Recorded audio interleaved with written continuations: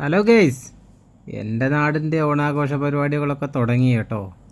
കളം നന്നാക്കുന്ന പണിയാണ് ഇവിടെ നടന്നുകൊണ്ടിരിക്കുന്നത്. വാശിയേറിയ മത്സരങ്ങളാണ് ഇവിടെ നടക്കാൻ പോകുന്നത്. നാരായണേട്ടൻ പണ്ട് ഞാൻ അങ്ങനെയാണ് ഇങ്ങനെയാണെന്നെല്ലാം പറഞ്ഞ് തട്ടി വിടുന്നുണ്ട്. ഈ കാര്യത്തിനെ പറ്റിയൊക്കെ പറഞ്ഞു തരിക ഇവരൊക്കെയാണ് കേട്ടോ നമുക്കുള്ളത്. മൂപ്പേ വില്ല് കൊലച്ച് കഴിഞ്ഞ് ഇനിയൊരു രക്ഷയില്ല, ആർക്കും തോപ്പിക്കാനാകില്ല എന്നാണ് പറയുന്നത്. ബാബുവേട്ടന് ഇത് അമ്പുമായിട്ട് വന്നു കഴിഞ്ഞ് എഴുത്ത് തുടങ്ങിയേ. സോമനിതാ ഉന്നം പിടിച്ച്.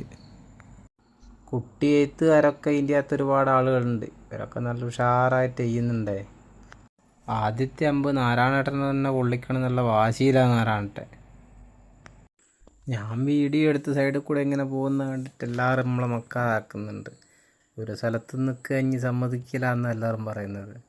ഇതിപ്പോൾ എന്താണെന്ന് വെച്ചാൽ തുടങ്ങിക്കല്ലേ ഉള്ളൂ, അതിൻ്റേതായ പ്രശ്നങ്ങൾ കാണുന്നുണ്ട്. 2 ദിവസം കൂടി കഴിഞ്ഞാൽ എല്ലാവരും ഉഷാറാവും.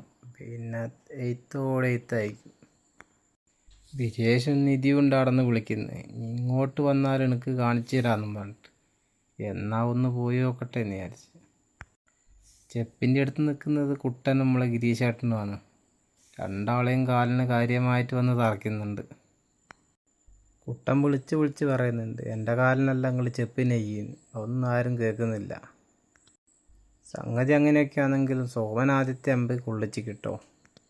കൊണ്ടു കഴിഞ്ഞാൽ പിന്നെ ഓട്ടം തന്നെയാണ്. രണ്ടാമത്തെ ഇതാ ജിലേഷ് കൊള്ളിച്ചിട്ടുണ്ട്. അതിനെ മൂപ്പരും അതാ ഓടുന്ന. ഇപ്പം ശരിയാത്തരാന്ന് പറഞ്ഞിട്ട് വിജേഷും നിധി ഉണ്ടായിരുന്നു കളിക്കുന്നത്. എന്താ കൊള്ളാത്തതെന്ന് വെച്ച് നോക്കുന്നില്ല. ഇനി വേക്കിൽ വന്ന് നിന്നിട്ടാണ് ഓല് പറയുന്നത്. എനിക്ക് വലിയ പ്രതീക്ഷയില്ലാന്ന് ഞാനും പറഞ്ഞു.